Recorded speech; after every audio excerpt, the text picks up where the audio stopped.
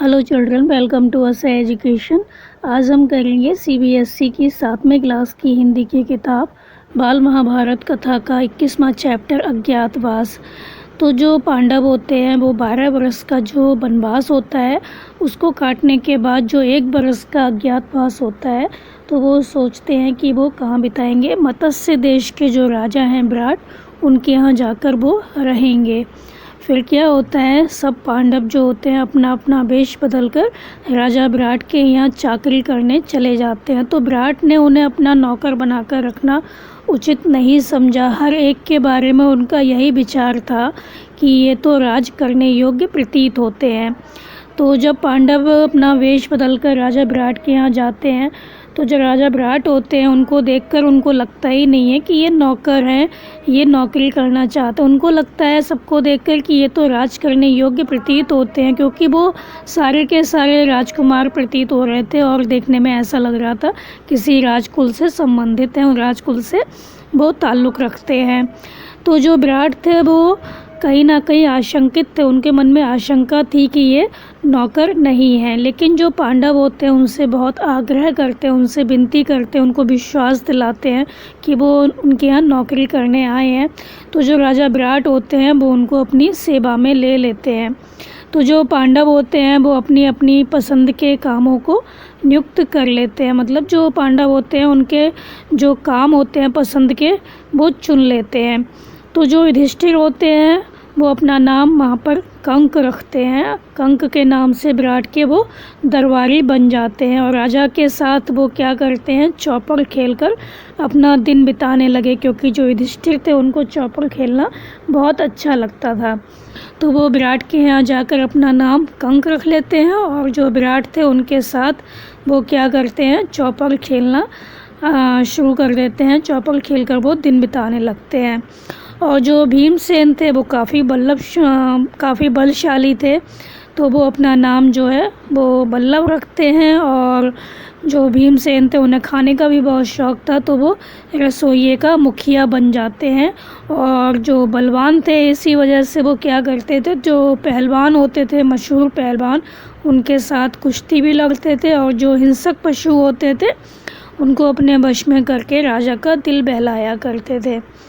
तो जो भीम होते हैं वो क्या करते हैं, बल्लभ नाम से उनका जो नाम था वहाँ पर बल्लभ हो जाता है, वो बल्लभ नाम अपना रख लेते हैं वहाँ पर और रसोइये का मुखिया बन जाते हैं। रसोई का जो कामकाज होता है वो देखने लगते हैं और जो बहुत मशहूर पहलवान होते हैं उनसे कुश्ती भी लड़ते हैं और जो हिंसक पशु होते हैं उनको वश में करके राजा का दिल बहलाते हैं। और जो अर्जुन होते हैं वो स्त्री का वेश धारण कर लेते हैं और वो अपना नाम रख लेते हैं बृहनला। और वो क्या करते हैं, रणवास की जो स्त्रियां होती हैं, खासकर जो विराट की बेटी थी उत्तरा और जो उसकी सहेलियां थी और दास दासियां हैं, उनको वो नाच गाना बजाना ये सिखाने लगते हैं। इधर जो नकुल होते हैं वो अपना नाम ग्रंथिक रख लेते हैं और वो क्या करते हैं, घोड़ों को साधने और उनकी बीमारियों का इलाज करके वो अपनी चतुरता से राजा को खुश कर देते हैं। तो जो नकुल थे वो ग्रंथिक नाम से घोड़ों को साधने, उनकी बीमारियों का इलाज करने और उनकी देखभाल करने में अपनी चतुरता का परिचय देते हुए राजा को खुश करते हैं। तो जो सहदेव होते हैं वो अपना नाम तंतपाल के रूप में गाय बैलों की देखभाल करते हैं। तो सहदेव जो होते हैं वो अपना नाम तंतपाल रख लेते हैं और गाय बैलों की देखभाल करते हैं। पांचाल राजा की पुत्री जो द्रौपदी होती हैं, जिसकी सेवा टहल के लिए कितनी ही दासियां रहती थी, तो अब वो अपने पतियों की प्रतिज्ञा पूरी करने के लिए क्या करती हैं, दूसरी जो रानियां हैं उनकी आज्ञा मानती हैं, उनकी वो दासी बन जाती हैं। तो जो द्रौपदी थी वो अपने पतियों की प्रतिज्ञा पूरी करने के लिए दूसरी जो रानियां थी उनकी आज्ञा मानती हैं, उनका काम करती है, उनकी दासी बन जाती हैं। और जो विराट की पत्नी थी जिसका नाम था सुदेशना, उसकी वो देखभाल करती हैं, उसकी वो सेवा करती हैं और वनवास में वो अपना नाम रख लेती हैं सैरंध्री। और जो इस तरह से पांडव होते हैं वो अपने अपने नाम बदलकर उनको जो काम अच्छा लगता है वहाँ पर रहकर करने लगते हैं। अपना जो अज्ञातवास है 1 साल का वो वहाँ पर बिताने लगते हैं। तो रानी सुदेशना का भाई कीचक बहुत ही बलिष्ठ और वीर प्रतापी था वो।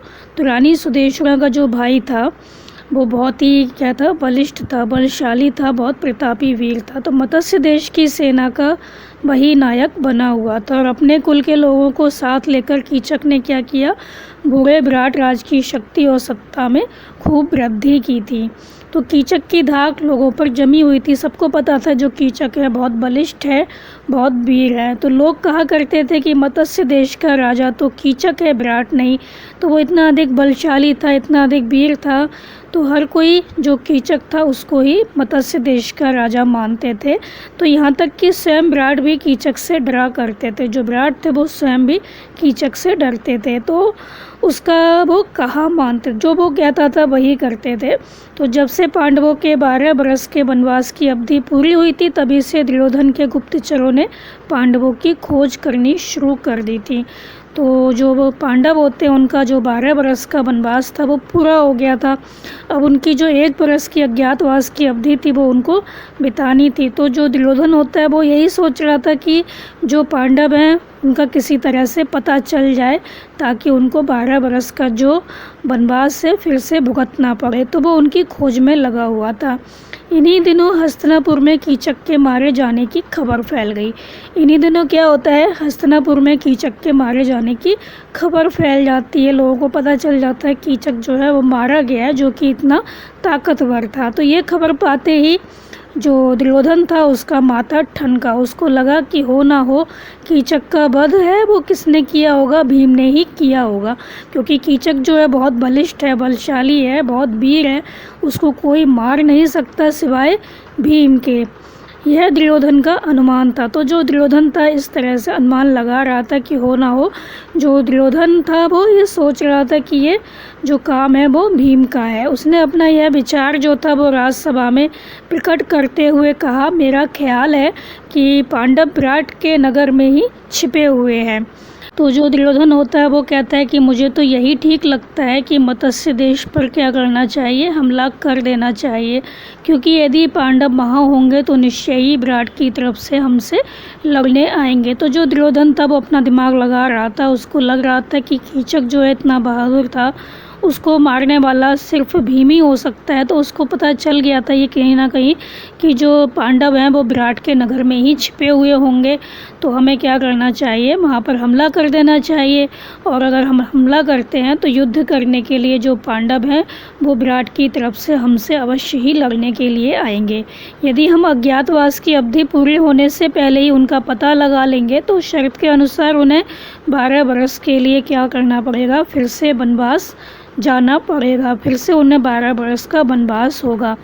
तो उसको यही लग रहा था कि अगर हम पता कर लेते हैं कि जो पांडव हैं वो विराट के नगर में छिपे हुए हैं, तो हम अगर पता लगा लेते हैं तो क्या होगा, उनको दोबारा से 12 बरस का जो वनवास है वो करना होगा। यदि पांडव विराट के यहाँ नहीं हुए तो भी हमारा कुछ नहीं बिगड़ेगा, हमारे तो दोनों हाथों में लड्डू है। तो उसको ये लग रहा था कि हमला, अगर हम युद्ध करते हैं, हमला करते हैं और अगर पांडव वहाँ पे होते हैं तब भी हमें फ़ायदा है, और अगर हम देखते हैं कि पांडव वहाँ पे नहीं है तब भी हमें फ़ायदा, हमें कोई नुकसान नहीं है वहाँ पर हमला करने के लिए। क्योंकि पांडव हैं, अगर पता चल जाती है तो उनका जो वनवास है 12 बरस का उनको फिर करना पड़ेगा। अगर वहाँ पे नहीं होते हैं तो हमारा कुछ भी नहीं बिगड़ेगा। तो इस तरह से हमारे हाथ में तो क्या है, लड्डू ही हैं, हमारे दोनों हाथों में लड्डू हैं। तो जो दुर्योधन है उसकी बात सुनकर त्रिगत्र देश का राजा सुशर्मा उठा और बोला, राजन, मत्स्य देश के राजा विराट मेरे शत्रु हैं। कीचक ने भी मुझे बहुत तंग किया था। इस अवसर का लाभ उठाकर मैं उससे अपना पुराना बैर भी चुका सकता हूँ। तो जो दुर्योधन होते हैं उसकी बात सुनकर क्या होता है, जो त्रिगर्त देश का राजा था सुशर्मा, वो कहता है, राजन, मत्स्य देश का जो राजा है विराट वो मेरा शत्रु है। तो कीचक जो था उसने भी मुझे बहुत अधिक तंग किया था, परेशान किया था। ये बहुत अच्छा अवसर है, तो इस अवसर का लाभ उठाकर मैं आपका साथ दूंगा और इस तरह से मैं क्या करूंगा, अपना जो पुराना बैर है, अपनी जो पुरानी दुश्मनी है उसको भी चुका लूँगा। कर्ण ने सुशर्मा की बात का अनुमोदन किया। फिर सबकी राय से यह निश्चय किया गया कि विराट के राज्य पर राजा सुशर्मा दक्षिण की ओर से हमला करे और जब विराट अपनी सेना लेकर उसका मुकाबला करने जाए तब ठीक इसी मौके पर उत्तर की ओर से दुर्योधन अपनी सेना लेकर अचानक विराटनगर पर छापा मार दे।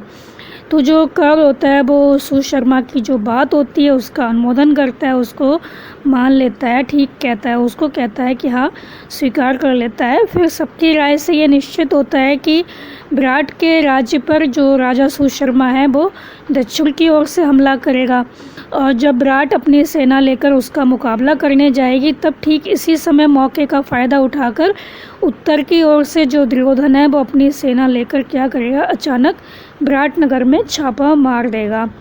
इस योजना के अनुसार राजा सुशर्मा ने दक्षिण की ओर से मत्स्य देश पर आक्रमण कर दिया। तो जो उनकी योजना थी कि दक्षिण की ओर से राजा सुशर्मा जो है वो आक्रमण करेगा, तो योजना के अनुसार क्या होता है, राजा सुशर्मा जो होते हैं वो दक्षिण की ओर से मत्स्य देश पर आक्रमण कर देते हैं।